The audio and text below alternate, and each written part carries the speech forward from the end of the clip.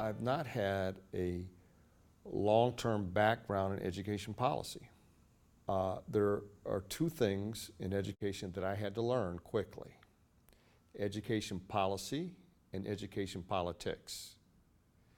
And they were two things that I had to get a handle on very fast.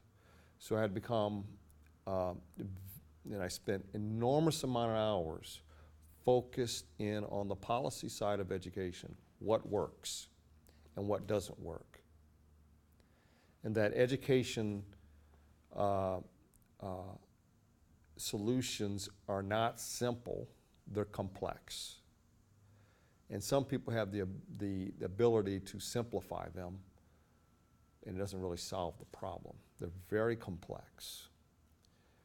And I had to learn the nuances of education policy and become an expert. And I hate to say that, I mean, I'll never be a superintendent, and don't want to be a superintendent. That's not what I do. But I know more about education policy than I ever thought I could or would.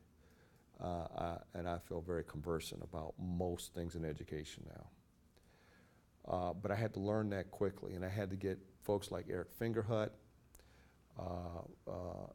education experts around the country through the commission to bring me up to speed on those things.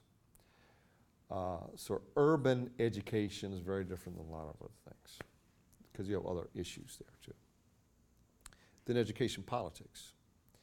Education politics, people feel very passionate about their point of view, very passionate about it, and the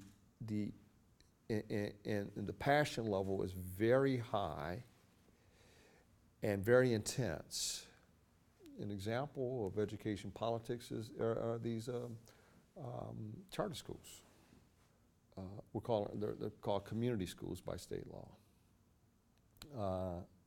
And that people have a very passionate points of view about community schools, or charter schools. And I understand why they do, because in the state of Ohio, charter schools proliferate without a lot of regulation. Some are good, but many are bad. And they develop a bad reputation among certain folks in the state. At the same time, people are sending their kids there.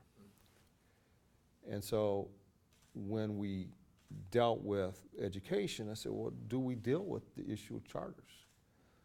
And we decided, yeah, we should.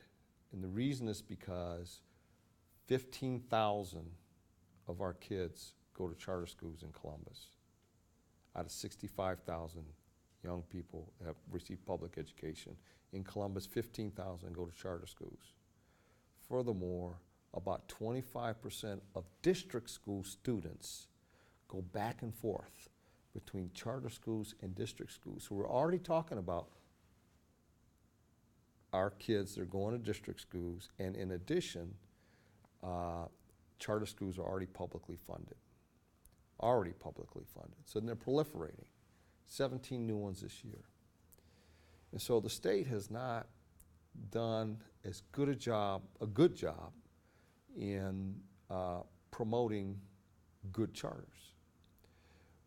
So what we're trying to do here is to address the charter issue by making sure that they're good schools in neighborhoods that need them, that they're not for profit, that they're held accountable, that they're transparent, and that they operate by local standards.